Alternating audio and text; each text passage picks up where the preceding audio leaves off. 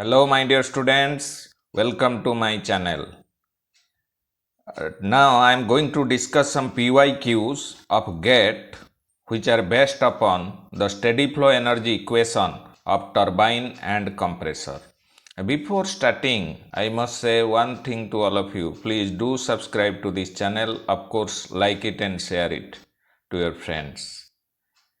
Please subscribe कीजिए and don't forget to press the bell icon so that I will feel more motivated to upload video lectures for you guys. So let's get started. First question that I am going to solve was asked in the GATE 2015 Mechanical Engineering. The question is like this. Steam enters a turbine at 30 bar pressure 300 degrees Celsius. That means pressure and temperature at inlet condition of the turbine is given, and this small u is nothing but specific internal energy, that is 2750 kilojoule per kg, and specific enthalpy is 2993 kilojoule per kg. Obviously H is greater than U because you know H is equal to U plus P into B, pressure into specific volume. So that's why H is always higher. H हमेशा ज़्यादा होता है as compared to small u. Small h is specific enthalpy and small u is specific internal energy. Both are having same units. It can be either expressed in terms of kilojoule per kg or joule per kg. Here it is expressed in terms of kilojoule per kg and exits the turbine as saturated liquid at 15 kilopascal pressure, and specific internal energy is given to be 225 kilojoule per kg and H is 226 kilojoule per kg. At exit condition में ये enthalpy दिया हुआ है, and it is also given that heat loss to the surrounding is 50 kilojoule per kg of steam flowing through the turbine. जब turbine के अंदर steam flow हो रहा है, certain amount of heat is lost. That means there is no adiabatic insulation provided. So loss हो जा रहा है, जो जितना पावर प्रोड्यूस होना चाहिए उससे something is lost. That amount is 50 kilojoule per KG steam पे इतना एनर्जी लॉस हो रहा है in the form of heat. So neglecting changes in potential energy and kinetic energy, the work output of the turbine in kilojoule per KG of steam हमको निकालना है.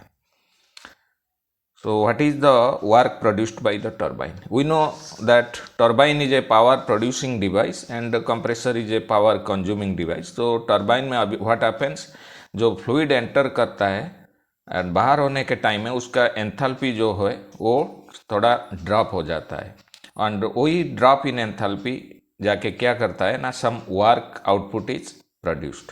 क्योंकि यहाँ सम हीट लॉस हो रहा है, so that means in a way that is a loss out of the power. If there had been no heat loss, then more power would have been produced, more work output have been obtained. So now you see, so हम ये steady flow energy equation लगाएंगे.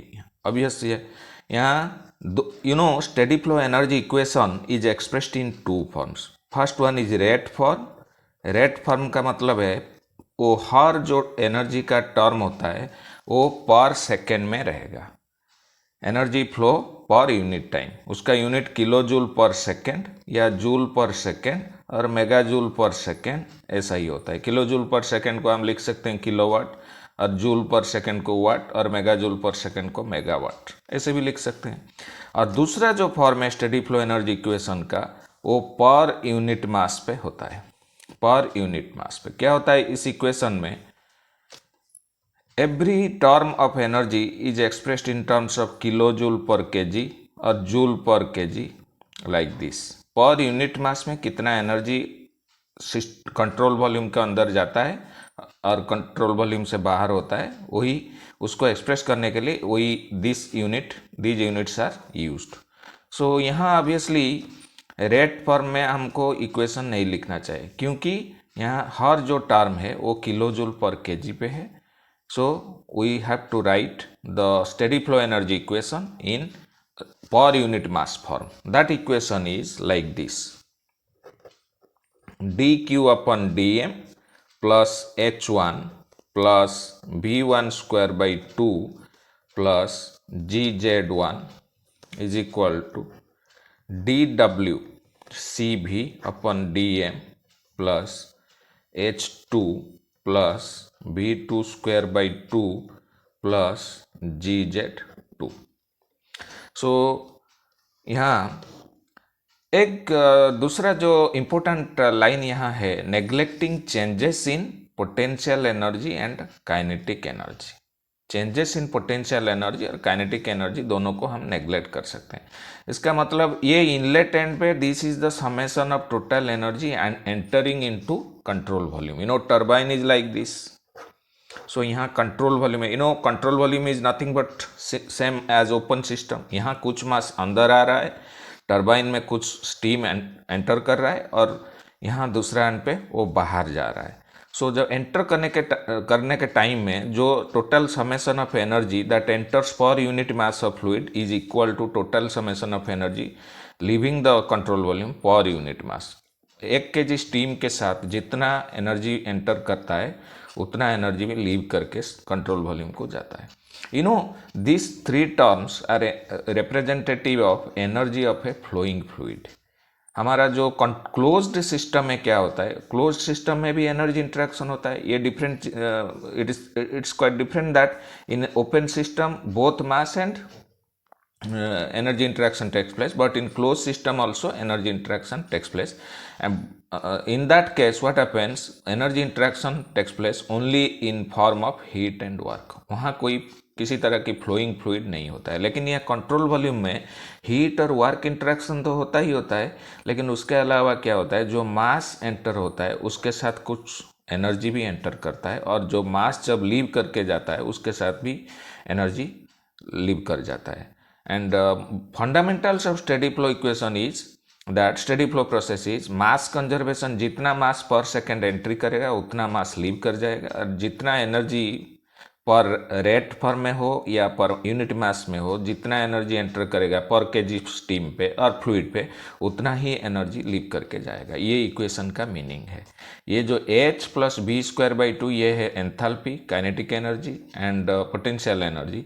ये per unit mass में लिखा हुआ है, वो हमेशा फ्लोइंग फ्लूइड के साथ रहेगा। अगर ये क्लोज सिस्टम होता, एक क्लोज सिस्टम का एनर्जी मतलब U plus V square by 2। U होता है internal energy, V square by 2 represents kinetic energy, and GZ होता है स्पेसिफिक पोटेंशियल एनर्जी।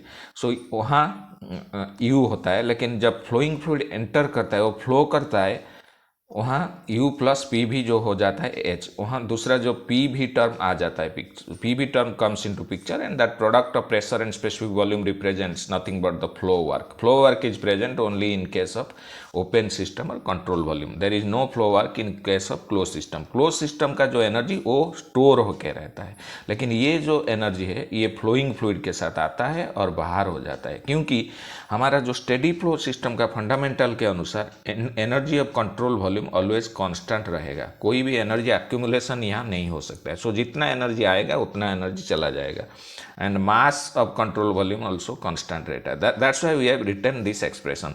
ये सब पर यूनिट मास फ्लूइड में इतना एनर्जी एंटर करके कंट्रोल वॉल्यूम के अंदर आ रहा है यहाँ, और यहाँ इतना एनर्जी चला जा रहा है। WCB मतलब कंट्रोल वॉल्यूम वर्क और shaft work you can say, and shaft लगा होता है टर्बाइन के अंदर, वो शाफ्ट वर्क प्रोड्यूस करता है। वही शाफ्ट वर्क कितना प्रोड्यूस कर रहा है वो हमको निकालना पड़ेगा यहाँ। And neglecting changes in potential energy and kinetic energy मतलब ये V1 स्क्वायर बाई 2 जो V2 स्क्वायर बाई 2 के साथ समान होगा, तो इसका मतलब ये दोनों को हम कैंसिल कर सकते हैं, इसको भी कैंसिल कर देंगे, क्योंकि neglecting changes in potential energy and kinetic energy. So बाकी जब इक्वेशन अभी ये this equation suppose was equation 1। Now equation 1 after cancelling out these 4 terms actually, both 2 on both sides. Now the equation 1 reduces to dq upon dm plus h1 is equal to dw cb divided by dm plus h2। you see यहाँ जो जब equation ये लिखा गया, यहाँ dq by dm जो होता है वो heat flowing into the system लिया गया है। ये हमारा जनरलाइज्ड फॉर्म है। वो dq upon dm is energy entering into the control volume in the form of heat per unit mass. यहाँ work output obtained from the control volume और shaft work per unit mass, ये work जो है वो बाहर जा रहा है और ये जो हीट है अंदर आ रहा है. लेकिन in this case what happens, that is given in the question that heat is being lost to the surrounding. Heat जो होता यहाँ लॉस हो जा रहा है. तो मतलब ये इक्वेशन में D Q by D M जो होगा -50 लिया जाएगा, क्योंकि हमारा ऑलरेडी ये जो एक्सप्रेशन है यहाँ D Q A by D M represents the heat, sorry, dq by dm represents the heat input per kg of fluid into the control volume. But यहाँ तो इनपुट नहीं हो रहा है, यहाँ आउटपुट हो रहा है. मतलब आउटपुट नहीं, वो लॉस हो रहा है. Heat is loss to the surrounding. मतलब 50 लेना पड़ेगा, -50 लेना पड़ेगा, क्योंकि तो हीट ऐड नहीं हो रहा है, हीट तो लॉस्ट हो रहा है. -50 किलो जूल पर के जी प्लस H1 जो इनिशियल एंथैल्पी इनलेट कंडीशन पे जो स्टीम का एंथैल्पी 2993 इज इक्वल टू हमको dW अपन dm निकालना है, work output. This is work output upon work output of turbine plus H2 तो दिया गया है 226. ये हर जो टर्म है एनर्जी का टर्म है वो किलो जूल पर केजी पे है. उसका मतलब ये जो आएगा dWCB अपन dm और वर्क आउटपुट पर unit mass will be also in terms of kilojoule per kg, and that is in the question also you are required to find out in terms of kilojoule per kg. just हमको ये calculation करना है and nothing more. That means dWCB upon dm will be equal to -50 plus 2993 minus 226 minus 50 plus 2993 minus 226, that equals 2993 minus 276 equal to 2717 kilojoule per KG. You see ये यहाँ जो cut sign होता है ये वर्क पे होगा और हीट पे होगा, क्योंकि दो जो two terms heat and work are path functions. That's why a chord sign is given just to differentiate them from other terms. So now our final answer is 2717 kilojoule per KG. इतना work produce हो रहा है ये turbine पे, 2717 kilojule per kg.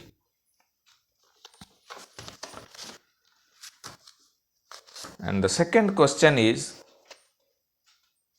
a hot ideal gas Cp is equal to 1.2 kilojoule per kg Kelvin. ये ideal gas का Cp दिया हुआ है, specific heat at constant pressure, steadily flows through a turbine. This is important, steadily flows through a turbine with the inlet and exit temperature of 1500 Kelvin and 500 Kelvin respectively. The minimum mass flow rate in kg per second of hot gas to achieve a power output of 12 megawatt is how much? So हमको यहाँ mass flow rate निकालना है and output of this turbine भी दिया हुआ है in terms of megawatt.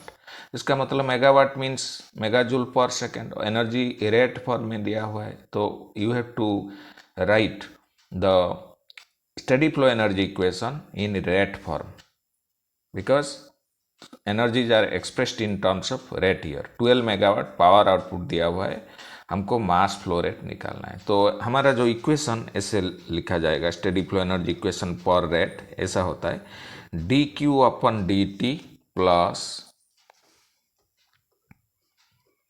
m1 dot h1 plus v1 square by 2 plus gz1, this equal to dwcb, this is control volume work, divided by dt plus m2 dot h2 plus v2 square by 2 plus GZ2।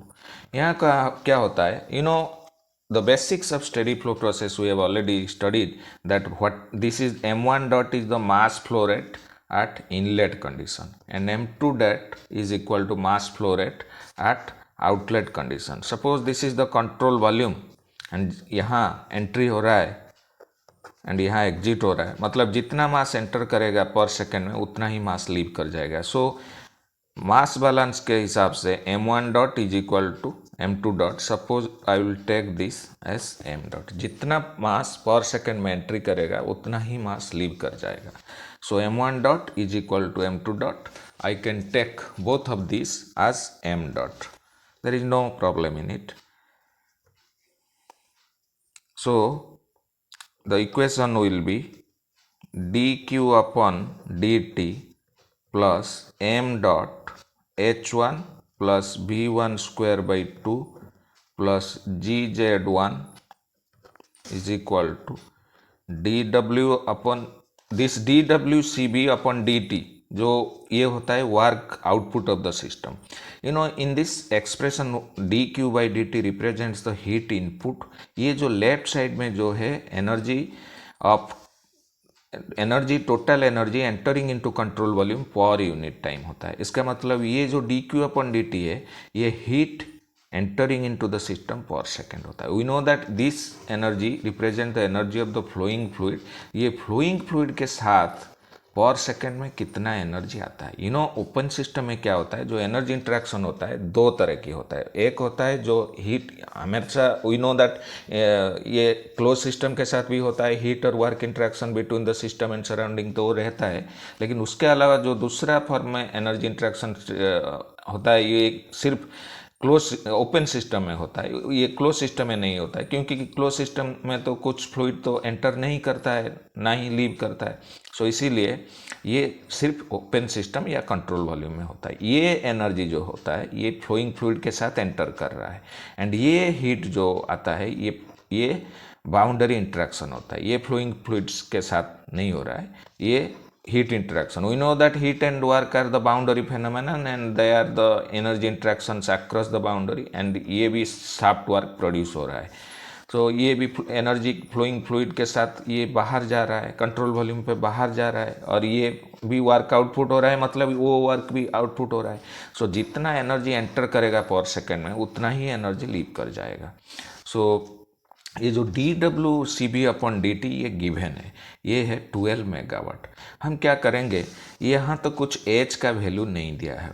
For ideal gas we know that H is equal to CP into capital T। CP होता है specific constant pressure. We know that is H equal to specific enthalpy of an ideal gas is CP multiplied by absolute temperature and U जो होता है specific internal energy वो होता है CB multiplied by T absolute temperature. ये दोनों ideal gas के लिए हम लगा सकते हैं। ये तो हॉट आइडियल गैस क्वेश्चन में दिया हुआ है तो यहाँ हम अप्लाई कर सकते हैं। तो H1 तो दिया नहीं है, H1 can be calculated from just the CP value and temperature तो दिया हुआ है इनलेट में 1500 और आउटलेट में 500। क्योंकि यहाँ टेम्परेचर में रिडक्शन हो रहा है, decrease in temperature is there, that means indirectly enthalpy is also there is a drop in enthalpy. ये तो होता है टर्बाइन पे, enthalpy of fluid decreases and some work output is produced. यहाँ लिखा है जो minimum mass flow rate, minimum जब यहाँ अगर कोई हीट लॉस होता तो ज़्यादा से ज़्यादा मास फ्लो रेट चाहिए होता, लेकिन यहाँ तो कुछ लॉस नहीं होगा तो तभी हम मास फ्लो रेट जो मिनिमम कब चाहिए, जब कोई हीट लॉस नहीं होगा तब मिनिमम मास फ्लो रेट पे हम इतना वर्क प्रोड्यूस कर पाएंगे। तो दैट मीन्स यहाँ dq बाई dt जो टर्म उसको जीरो ले लेंगे। यहाँ कोई हीट लॉस नहीं होगा, यहाँ हीट लॉस होता तो माइनस में लिख we should have written that in with minus sign, because generalized form में ये जो dq by dt होता है वो heat flowing into the system per unit time. ये जो dWCB अपॉन dt है ये work produced by the control volume और system open system per unit time. So यहाँ लॉस होता तो minus sign again we should have put minus sign before that magnitude, but different, that's a different thing. Here totally अगर minimum mass flow rate, हम minimum mass flow rate के साथ अगर work produce करेंगे, इसका मतलब वो कब पॉसिबल होगा, जब हमारा जो हीट इंटरेक्शन, जब हीट लॉस वो जीरो होगा। तो यहाँ कोई भी हीट लॉस होना नहीं चाहिए, मतलब ये इसको हम एलिमिनेट कर देंगे, यहाँ नहीं रहेगा हीट लॉस का कोई वैल्यू नहीं रहेगा यहाँ। सो now the equation is like this, m1 dot is equal to m2 dot, that's why I will write m dot here, m dot रह गया h1 plus v1 square by 2 plus gz1 is equal to dwcb, जो ये shaft work और control volume work है, वही power output है, वो 12 megawatt पे है। हम क्या करेंगे, उसको किलोवाट को ले आएंगे, क्योंकि हमारा ये जो h is equal to cp kilojoule पे है, मतलब हम किलोवाट में सब टर्म को ले आएंगे। 12 मेगावाट मतलब 1 megawatt is equal to 10 to the power 6 watt. इसको अगर किलोवाट में कन्वर्ट करेंगे 10 टू द पावर 3 किलोवाट होगा। 10 to the power 6 watt is 10 to the power 3 kilowatt, क्योंकि 1 kilowatt is equal to 10 to the power 3 watt. मतलब 12 megawatt will be 12 into 1000 kilowatt, 12 into 1000 kilowatt plus m dot h2 plus v2 square by 2 plus gz2। यहाँ क्योंकि nothing is given with respect to kinetic energy and potential energy, इसका मतलब क्या होता है, ये सब चेंज नहीं हो रहा है, and most of the cases there is negligible change in kinetic energy and potential energy. Only in case of nozzle and diffuser are those two are the steady flow devices during which some velocity change of fluid take place. So that's why I can easily assume these two terms to be zero. This I can take 0, this I can take 0. So now the equation is m dot h1 equal to 12,000 plus m dot h2. This is the equation. m dot is the mass flow rate in kg per second, h1 is the specific enthalpy when the hot ideal gas enters the turbine, gas turbine, and 12 this on multiplying these two terms, the unit of the energy will come out in terms kilojoule पर second, क्योंकि ये हमको निकालना है KG per second पे, और ये kilojoule per kg पे अगर आएगा, kilojoule per KG multiplied by KG per second, ये किलोजूल पर सेकेंड और किलोवाट पे आ जाएगा। ये तो ऑलरेडी किलोवाट पे है, तो ये भी किलोवाट पे आ जाएगा। So now we have just to find out the m dot. So I can write this equation by taking this term to this side. I can write h1 minus h2 equal to 12,000. इसका मतलब h is equal to cpt. So h1 will be m dot cp t1 minus cp t2, where T1 is the inlet temperature of ideal gas and T2 is the outlet temperature of the ideal gas at the turbine outlet. Turbine में inlet होने के time temperature था 1500 kelvin and exit होने के time वो था 500 kelvin, 12,000. So m dot Cp we have to write in we have to take the kilojoule term, not joule. So ये mistake करने से बड़ा मिस्टेक हो जाएगा, ये यूनिट को देखना चाहिए, kilojoule per kg kelvin, because we have taken this term in kilowatt. So m dot cp मतलब 1.2, cp तो 1.2 किलोजूल पर केजी है, 1.2 किलोजूल पर केजी केल्विन. अगर t को हम केल्विन पे ले लेंगे तो 1500 केल्विन होगा T1, तो केल्विन केल्विन कैंसिल हो जाता है, तो रह जाता है kilojoule per KG, kilojoule per KG, kilojoule per kg, और ये केजी पर सेकंड मल्टीप्लाई होने से किलोवाट में आ जाता है. मतलब 1.2 multiplied by 1500 minus 1.2 multiplied by 500, वो हो गया हमारा 12,000.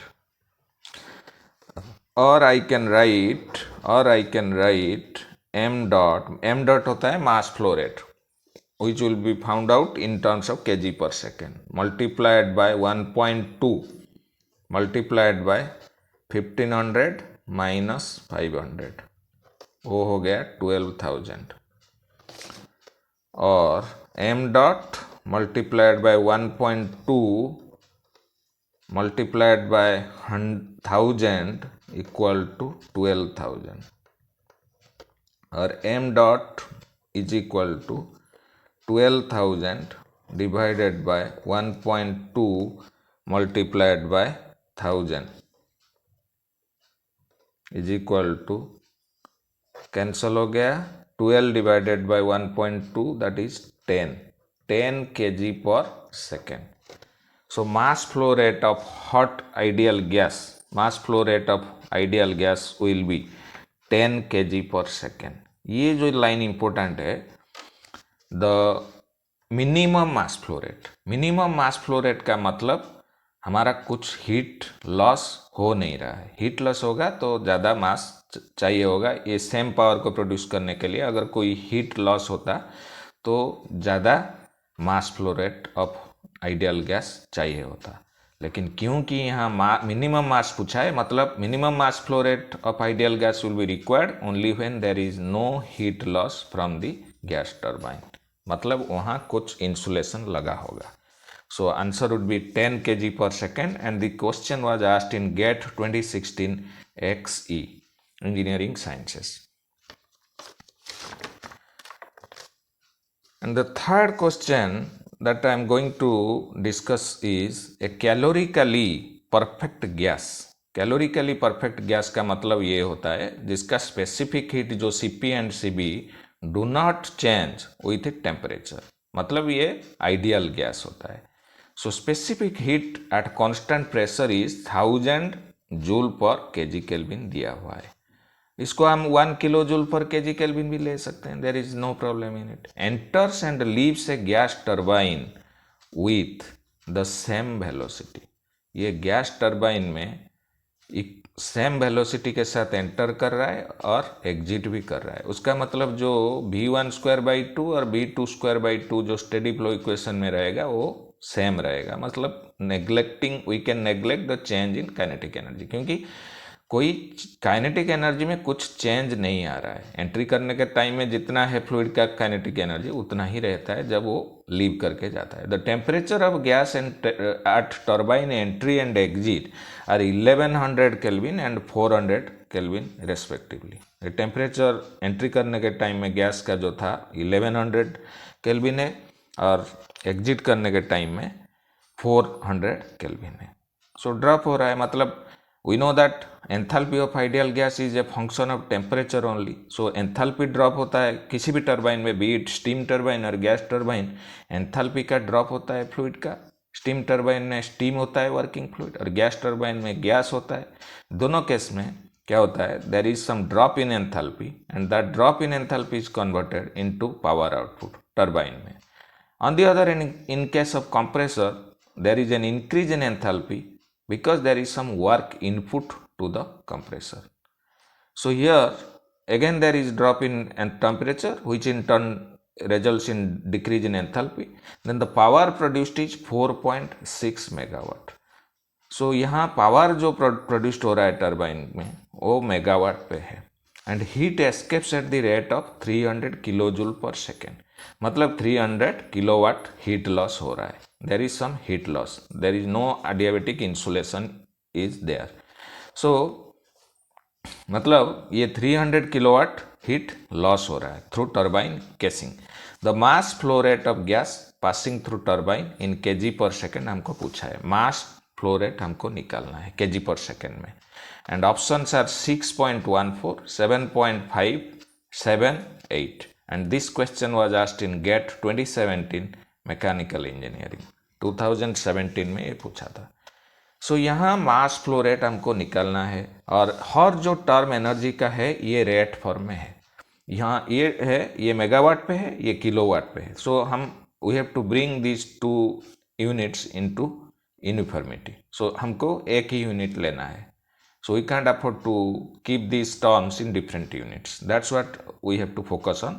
Otherwise, we have to write the steady flow energy equation in rate form only. क्योंकि हमारा ये बाकी जो टर्म है वो सब रेट फॉर्म पे है। तो रेट फॉर्म पे जब इक्वेशन हम लिखते हैं, the steady flow equation is like this, D Q upon D T, where t represents the time, plus m dot h1 plus b1 square by 2 plus gz1 equal to dwcb divided by dt plus m dot h2 plus v2 square by 2 plus gz2। ये rate form में equation है। And इसी equation को अगर हम m dot पे every term will be divided by m dot, ये rate form, ये पर केजी मास फॉर्म में आ जाता है। यहाँ कोई दिक्कत नहीं है। अगर एक इक्वेशन एक student can remember one of these two equations, he can easily find out the other one. So here dq by dt जो है वो heat entering into the control volume per unit mass, sorry पर unit time. यहाँ जो work output और control volume work produced by the turbine पर unit time ये होता है। सो हमको m डॉट जो है वो निकालना है। सो क्योंकि ये भी लिखा है the gas enters and leaves a gas turbine with same velocity, मतलब ये v1 स्क्वायर बाई 2 और v2 स्क्वायर बाई 2 ये एक ही होता है। सो हम नेग्लेक्ट कर सकते हैं। और क्योंकि पोटेंशियल एनर्जी के बारे में कुछ लिखा नहीं है तो हम इसको भी नेग्लेक्ट कर सकते हैं, ये भी जीरो हो जाएगा, कोई दिक्कत नहीं है। लेकिन ये जो D Q by D T यहाँ नेगेटिव आएगा, क्योंकि हमारा जो जनरलाइज्ड एक्सप्रेशन है वहाँ D Q by D T होता है heat flowing into the control volume per unit time. But यहाँ क्या हो रहा है, हीट जो हो रहा है वो ऐड नहीं हो रहा है, हीट लॉस हो रहा है। मतलब वो हो रहा है, हीट लॉस हो रहा है 300 kilo joule per second. So I have to write this minus 300 kilowatt plus m dot K G पर सेकेंड। ये m डॉट सेम क्यों हो रहा है, क्योंकि mass according to the mass principle of mass balance for steady flow system, the mass flow rate of the fluid that enters into a control volume is equal to mass flow rate of the fluid that leaves the control volume. क्योंकि जो control volume का मास वो हमेशा constant रहेगा। सो there cannot be any accumulation of mass within the control volume. So जितना भी मास enter करेगा उतना ही मास लीव कर जाएगा। कंट्रोल वॉल्यूम में जितना मास पर सेकंड में एंट्री करेगा उतना ही मास विल एग्जिट, ताकि कंट्रोल वॉल्यूम में कोई भी accumulation ऑफ मास ना हो। एनर्जी का भी कोई accumulation होगा नहीं in case of steady flow process. So मतलब m डॉट इंटू h1 जो डायरेक्टली नहीं दिया है, h1 हमको कैलकुलेट करना है from the expression Cp multiplied by T। Enthalpy of an ideal gas is product of Cp and T। सो क्योंकि हम ये किलो जूल पर सेकेंड में लिया है तो h1 को भी किलो जूल टर्म में ले लेंगे। सो मतलब जो Cp है 1000 जूल, उसको हम लिख सकते हैं Cp is equal to 1 kilo joule per kg kelvin. Cp is equal 1000 joule मतलब 1 kilo joule per kg kelvin, इसका मतलब 1 ले लेंगे। एंड T1 जो absolute temperature when the gas enters into turbine is 1100 kelvin. वो हो गया Cp multiplied by T is equal to work output जो है गिवन है 4.6 मेगावाट। 4.6 मेगावाट उसको हम किलोवाट को ले आएंगे, उसका मतलब 4.6 multiplied by 1000। 1 megawatt is 1000 kilowatt, वो तो हमको पता है ना। 1 megawatt is equal to 10 to the power 6 watt, वो हो जाएगा 10 to the power 3 multiplied by 10 to the power 3 watt. 10 to the power 3 is 1000, ये हो गया किलोवाट, 1000 किलोवाट। सो मतलब 4.6 in place of dWCB upon dt, work output of the turbine per unit time, that is 4.6 into 1000 kilowatt plus m dot जो exit करने के time में gas का temperature हो गया 400 केल्विन, ये दिया हुआ है 400 kelvin. So but Cp remains constant क्योंकि ये कैलोरिकली परफेक्ट गैस है। 1100 केल्विन टेम्परेचर जब होता है आइडियल गैस, उसका भी जितना Cp होता है, जब उसका टेम्परेचर रिड्यूस होके 400 केल्विन होता है, ये Cp उसका भी वही value we can take because it's given that it is a calorically perfect gas. m dot multiplied by, so Cp will again will put 1 kilojoule per kg Kelvin multiplied by temperature is 400. So now this will be 4600 kilowatt plus m dot into 400। m dot हमको KG per second में निकालना है क्योंकि ये जो term होता है ये आ रहा है किलो जूल पर केजी, क्योंकि Cp का वैल्यू है kilo joule per kg kelvin, ये केल्विन अगर मल्टीप्लाई करने से वो रहेगा किलो जूल पर केजी। ये किलो जूल पर केजी और m डॉट जो केजी पर सेकेंड में होगा तो मल्टीप्लाई करने से किलो जूल पर सेकेंड या किलोवाट पे आ रहा है। I can write m dot, हमको m डॉट बस निकालना है फ्रॉम दिस इक्वेशन। 1100 माइनस ये टर्म को हम इस साइड को ले आएंगे इज इक्वल टू 4600 किलोवाट, ये अगर इस साइड को आ जाएगा तो प्लस 300 किलोवाट हो जाएगा, ये हो गया 4900 kilowatt. So m dot multiplied by 1100 minus 400 that is 700 is equal to 4900 kilowatt. m dot will be 4900 divided by 700, that will be 7 kg per second. So option B would be the correct answer. 7 kg per second would be the mass flow rate of gas, and this question was asked in GATE 2017 mechanical engineering.